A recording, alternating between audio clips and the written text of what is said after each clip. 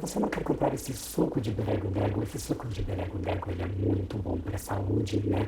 Ele previne que você tenha todo tipo de doenças e cura também, porque a minha avó, ela teve câncer e ela tomou suco de berego-berego e se curou, né? Então, tá aqui, é bem baratinho.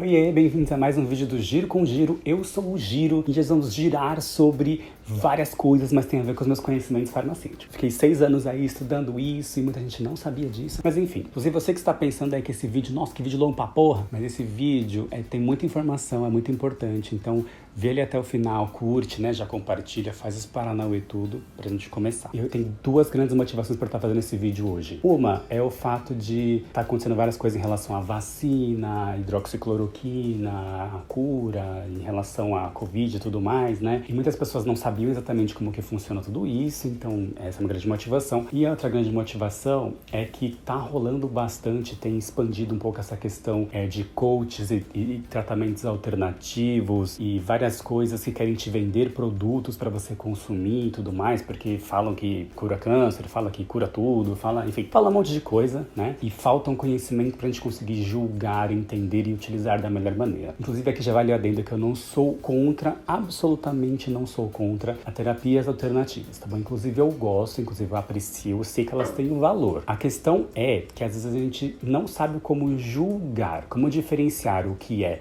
real do que não é real. Que perguntas a gente tem que fazer? O que a gente tem que ficar atento, né? Porque tem muita coisa também que é só farinha, só conversa, só nada, né? Enfim, eu vou explicar 5 coisinhas aqui pra tentar ser didático e rapidinho pra gente discutir um pouco depois, né? Então vamos lá. A primeira coisa que eu queria trazer é a indústria farmacêutica, né? Porque a indústria farmacêutica, ela está presente em muitos dos discursos de quem quer te vender alguma coisa da saúde, né? Porque a indústria farmacêutica é vilã, porque ela quer te manter doente pra te vender remédio, enfim, tem várias coisas, várias teorias da conspiração, inclusive aí em relação à indústria farmacêutica. E ela tem sim os seus problemas, né? Todo tipo de empresa tem os seus problemas, mas a gente precisa pensar algumas coisas, né? Então, quando você fala a indústria farmacêutica quer te manter doente, você ignora que estamos no capitalismo, né? Então, toda a empresa, ela visa lucro, toda a empresa, ela visa ganhar. Então, sim, a indústria farmacêutica, por exemplo, não quer investir em medicamentos que não vão dar um retorno para ela, que são as doenças muito raras, né? Que não tem público, então não venderem medicamento, então não vão investir em pesquisa nisso.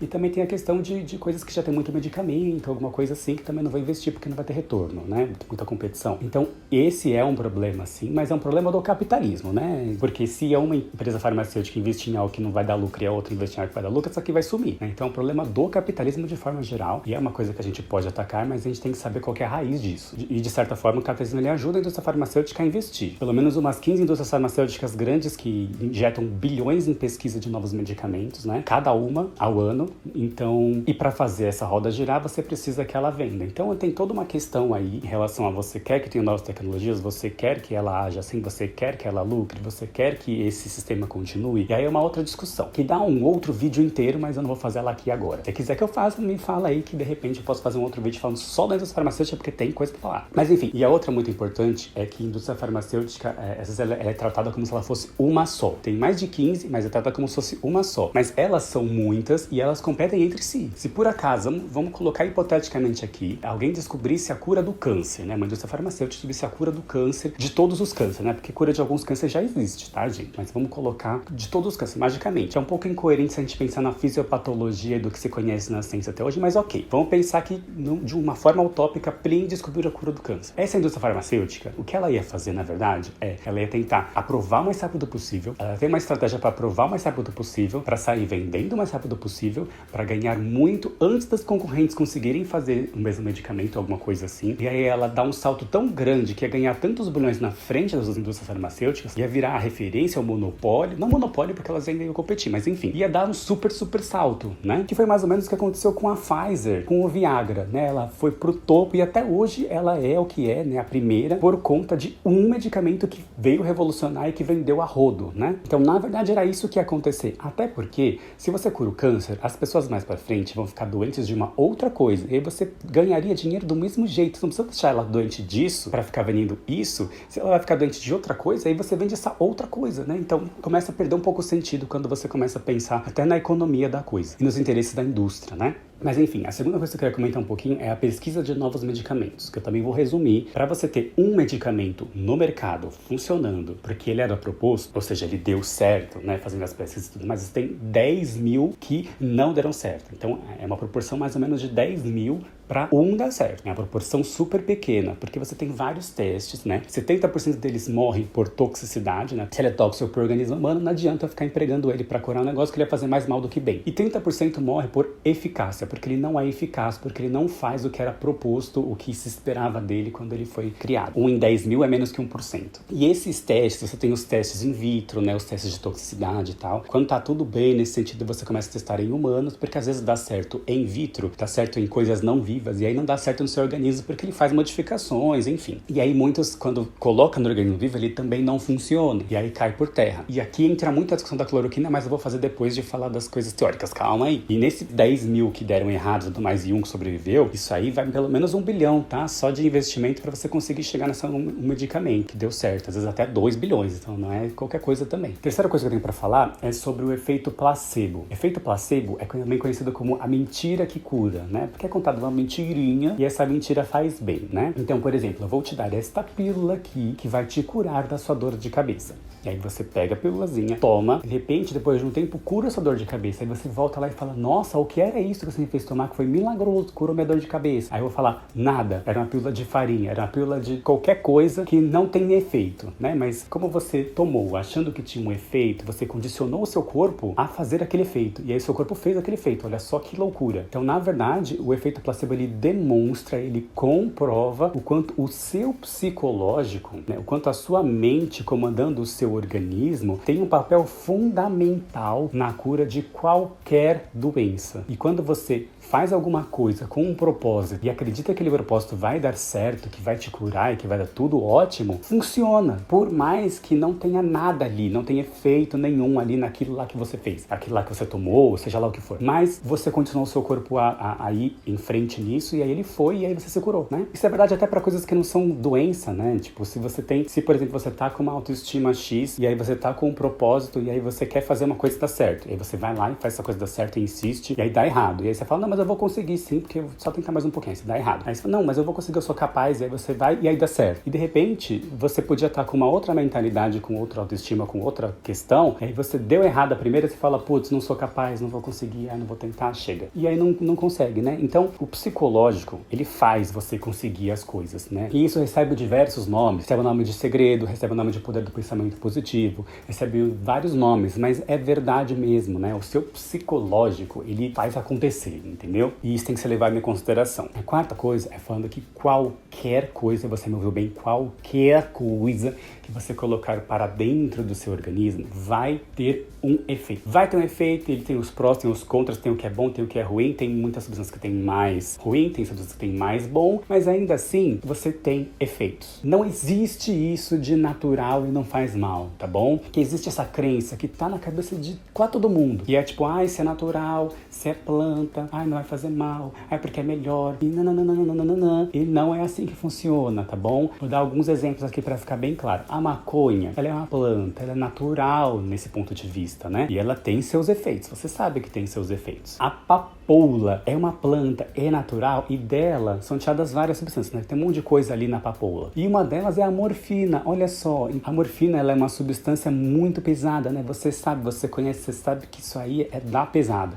E é natural, né? Tá na plantinha. E, inclusive tem um monte de exemplo, tem um monte de cogumelo venenoso aí que se você come, você morre e é natural ali, sabe? Veneno, não falta exemplo de coisa que você come que é natural e que é veneno, né? Então não tem essa questão aí, porque inclusive no natural, você tem plantas que querem se defender de gente que vai comer a planta. Então ela vai fazer um veneno para você comer e você parar de comer, né? E aí é venenoso. Então no natural você tem coisas que fazem mal. Então tem muita coisa ruim aí, tem muita coisa aí que não faz um efeito legal, bonitinho, né? Então isso aí cai por terra, tá? Não existe isso de natural, então, né, nada vai acontecer comigo. E tudo tem o pró e o contra e você tem que avaliar, né? Até água, se você tomar até explodir, você vai morrer. Tem até uma frase que a gente usa bastante na farmácia, que tudo pode ser veneno, né? A toxicidade não depende da substância, depende da dose. Mas enfim, quinta coisa, o nosso organismo, ele é muito bom. Nosso organismo é sensacional, maravilha, perfeito, nem nenhum defeito. Não, mentira. A questão é que o nosso organismo, ele sobreviveu milhares e milhares e milhares e milhares de anos a várias doenças, a várias coisas, sem precisar de medicamento, quando não existia medicamento. Então o nosso organismo, ele é muito bom. E ele tem muitas coisas que tem uma cura espontânea, né? Ele se cura sozinho. O nosso sistema imune, nossos soldadinhos ali, pulsa a doença, entendeu? E nessa de cura espontânea, muitas vezes você atribui a cura a alguma coisa que você fez, né? Tipo, tomei um chazinho de camomila ali e fiquei bem. Então foi o chá de camomila que acabou com a minha doença. Mas poderia ser outra coisa, podia ser, nesse dia aqui eu usei o pente azul e não o vermelho, então o pente azul me curou daquela doença. Ou, aquele dia eu não tomei banho, então aquele não banho foi o que me curou da doença. Enfim, pode ter qualquer coisa aí que você está condicionando, né, a acreditar que é aquilo que fez dar certo, mas na verdade é porque o seu organismo se curou sozinho. Inclusive, quando você pega várias gripes aí, viroses e tudo mais, e você toma uns medicamentos aí anti-inflamatórios, não sei o que, não sei o que, não sei o que, nada disso cura, tá? Isso daí, ele te ajuda a não sentir os sintomas, para você não sentir que você está doente. O que cura mesmo é o seu próprio organismo sozinho. Ou seja, você não vai atribuir a sua cura ao anti-inflamatório, você vai atribuir a sua cura ao seu organismo. O anti-inflamatório você vai atribuir a não sentir aquele mal-estar, aquela garganta inflamada, aquela coisa, qualquer coisa aí de porque você usou anti-inflamatório. Enfim, falei finalmente as 5 coisas que eu queria. Agora eu vou falar um pouco sobre alguns exemplos práticos, né? Primeiro é a cloroquina. A cloroquina, ou no caso a hidroxicloroquina, que aqui está sendo falada mais porque ela tem menos toxicidade, né? Ela é um medicamento usado para lúpus e malária, né? Então ela já passou por todo aquele processo de 10.000 para 1 lá e tal, não sei o que, para essas indicações. Então ela não é tão tóxica, porque ela tem sua toxicidade sim, tem os efeitos adversos, como qualquer coisa, seu chá de camomila tem efeitos adversos, tá? Você só não sabe deles. E enfim, já se sabe a toxicidade dela, então ela já passou pela primeira batalha de testes ali, mas ela tem que passar por toda outra batalha de testes para saber se é eficaz, né? O que lembra seria 3.000 para 1, né? Porque a gente estaria naqueles 30%, 10.000, 30%, 3.000 para 1. Então a chance da cloroquina e hidroxicloroquina servir ainda é muito baixa quando você começa a testar, né? E aí deu sucesso nos testes in vitro, ainda sem testar em humanos. E aí as pessoas começaram a ficar super felizes e a noticiar, não sei o que, nananana. E assim, promissor? Promissor. Você pode continuar fazendo os testes para saber se vai funcionar lá no fim, lá na ponta. Mas você ainda não sabe disso. Mas as pessoas, como elas não estão acostumadas com esse tipo de pensamento científico e como funciona os testes de medicamento e tal, elas já saíram achando que hidroxicloroquina curava tudo. E na verdade não. Na verdade, agora foram feitos todos os testes e tudo mais e o que chegou à conclusão é, não funciona, tá? Não funciona para Covid, não vai te curar nada. Tem várias outras drogas sendo testadas, né? Outros medicamentos sendo testados que são para outra coisa sendo testados e alguns estão sendo mais promissores mesmo, tá? Mas de novo, promissor significa que você tem que fazer mais testes para você saber se tá dando bom e tudo mais. E nenhuma delas está curando, né? Algumas são promissoras no sentido de diminuir o tempo que vai ficar no hospital. Enfim, umas coisas assim. Mas tem todo um processo ainda para acontecer, para filtrar aqueles que não vão funcionar, mas que parece que vai funcionar, sabe? E inclusive existe uma toxicidade muito grande da cloroquina, tá? Principalmente da cloroquina, mais aqui na hidroxicloroquina, que tem a ver com problemas oculares, então não é inerte, tá? Falando da vacina agora, né? É uma coisa que eu não falei lá atrás, foi que esse período para você conseguir fazer o medicamento de 10.000 para 1 e os testes e ele chegar ao mercado, normalmente dura em média de 10 anos, tá? Pode chegar a 15 anos, né? Quando a gente pensa na vacina, que sendo produzida do zero, não é uma hidroxicloroquina que já era produzida e tá testando para outra coisa que não aquela que ela foi criada. Seria mais ou menos 10 anos para produzir. Só que calma, né? A gente já conseguiu produzir vacinas em estado emergencial, pulando algumas coisinhas, apressando e tudo mais, em menos tempo. 5 anos, né? 3 anos. Então, é possível baixar mais e tal. Mesmo que a vacina da Covid chegasse em 2 anos, ainda assim seria um recorde mundial da história do planeta, entendeu? Então, já está muito rápido, mas não significa que vai sair amanhã. Pessoas mais otimistas estão pensando na vacina para o final do ano, para o meio do ano que vem. E isso, para ser aprovado comercialmente, tá tudo bonitinho, né? Até também produzir em escala industrial, exportar e chegar em todo mundo e não sei o que e tudo mais, demora mais ainda. Então, né, vamos pensar com mais clareza aí sobre como funciona a vacina e quanto tempo vai demorar. E lembrando, a vacina também tem seus efeitos adversos, né? A questão é que os prós são muito superiores aos contras, né? Como tudo que você vai ingerir ou colocar e tudo mais no seu organismo, é você pensar se os prós compensam os contras, né? Sempre, pra tudo. Mas enfim, agora falando um pouco sobre vendas de substâncias quaisquer, desde o suco do berego-dego lá do exemplo, até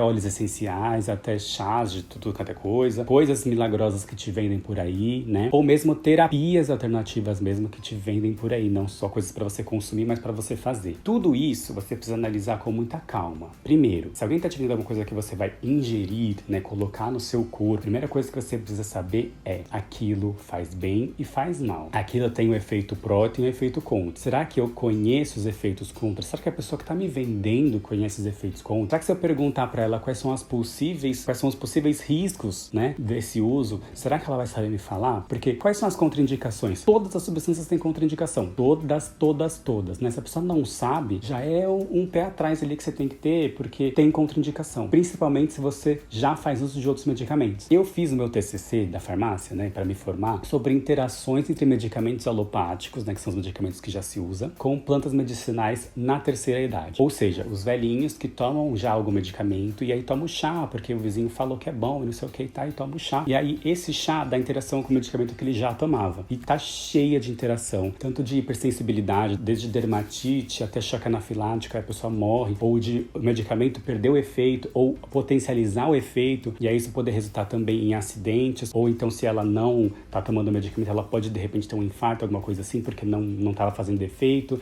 e também morte. Então, existem riscos muito grandes de você tomar um chazinho, entendeu? Óleo essencial, então, que é uma coisa que é um chazinho concentrado, muito mais concentrado, é maior ainda o risco. Então, a gente precisa ter muita noção pra gente administrar esse tipo de coisa, né? Porque eu sei que tem óleo essencial que é só no aroma, mas tem gente que ingere óleo essencial também, e aí fica muito mais perigoso. Então, precisa pensar em tudo isso, precisa dar uma pesquisada, precisa perguntar pra pessoa que tá te vendendo. Se ela não souber, não confia, né? Ou vai atrás de informação, vai atrás de uma pessoa que saiba, vai atrás de um óleo essencial que tenha rótulo e as informações, porque tem alguns que tem. Então, enfim, saiba que existem sempre interações, existem sempre contraindicações, você precisa saber antes de utilizar. Mas mesmo se você não tá tomando nenhum medicamento, você tá só tomando chá, o óleo essencial, seja lá o que for, ainda assim você tem risco de hipersensibilidade, por exemplo, choque anafilático, dependendo da dose que você tomar, do quanto você tomar, e isso pode ser fatal para você. Então, cuidado, tá? Não sai fazendo qualquer coisa, pesquisa para saber o que é,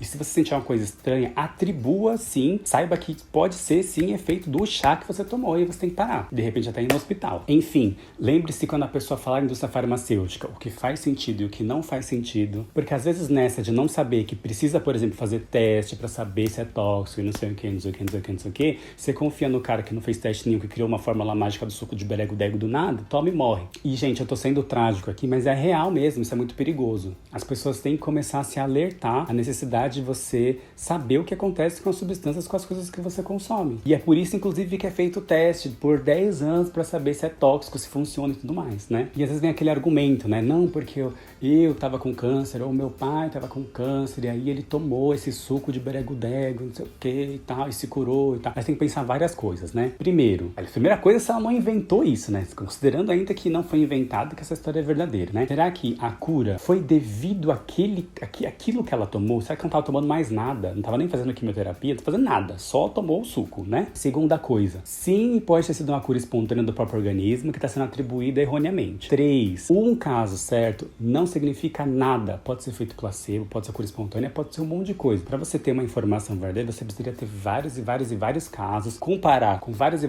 casos da mesma coisa, só que tomando um placebo em vez de tomar aquilo que você quis dar. Tem que fazer um monte de coisa para você entender o quanto é realmente efeito daquilo que você está administrando, ou se é um efeito que acontece normalmente na doença, ou que acontece por efeito placebo, ou enfim, qualquer outra coisa. Então tem que tomar muito cuidado com esse tipo de argumento, principalmente pontual, uma pessoa só. E aconteceu, milagre, lá. E gente, dos coaches, às vezes tem isso daí também, de tipo, você vai fazer alguma coisa que eu vou falar pra você fazer, e aí você vai, sei lá, ficar milionário, ou você vai, qualquer coisa do tipo aí. E aí é jogado pra você várias coisas que são convincentes, pra você acreditar naquilo, e aí quando você acredita naquilo, você faz acontecer porque você acreditou. Mas na verdade não é um método da pessoa e aquilo que tá colocando que fez você funcionar. Foi você acreditar que ia funcionar, entendeu? Então às vezes é só efeito placebo. E aí você vai condenar? Não, cai no mesmo assunto da religião, cai no mesmo assunto de várias coisas aí que as pessoas acreditam e que funcionam funciona e que atribuem aquilo. Mas na verdade você tem que atribuir a você mesmo, sabe? Você acreditou e você teve o poder. Então na verdade tudo dentro de você. Às vezes você não precisa de mais ninguém para te falar nada, para te colocar nada. Às vezes só se você saber que você pode, sabe, trazer esse poder para você, você consegue, né? Você não precisa de mais ninguém para te falar coisas. Se você se convencer, se você acreditar que vai conseguir, você vai conseguir. E tudo bem se você mesmo assim quiser recorrer ao coach, se você quiser recorrer à religião, se você quiser recorrer ao que for para te trazer esse poder, para fazer você acreditar e para fazer bem para você. É bom também, tá? De novo, eu não tô aqui contra coach, terapeuta alternativa, ou qualquer que seja, mas é importante que você saiba o porquê que aquilo pode estar funcionando, né? O porquê que, da onde vem essas questões, né? Porque de repente você podia estar poupando muito dinheiro que você está gastando aí para saber coisas que você já sabia, que para ter poderes que você já tinha, né? Então eu espero que esse vídeo ajude você, que você possa curtir aqui, compartilhar com todo mundo que vende esse tipo de coisa, que compra esse tipo de coisa, que consome, que coloca aquela fake news sobre cloroquina no grupo da família, enfim, que te traga informações para você conseguir pensar direito, para você conseguir debater, para você espalhar para todo mundo, para que todo mundo saiba, né? É muito importante nesse momento a gente estar sabendo dessas coisas, porque essas coisas estão acontecendo e não é legal ignorar. Então é isso. Obrigado por ter visto até aqui esse vídeo e tchau! Agora tem mais informações que eu quero saber do suco berego-degros aí. Se eu tomar, tem algum tipo de contraindicação? Que tipo de efeito eu posso esperar sobre o suco berego-degros? O que tem dentro dele? Eu queria dar uma pesquisada sobre os efeitos. Eu preciso acreditar para funcionar? Foi feito algum tipo de teste em relação a isso?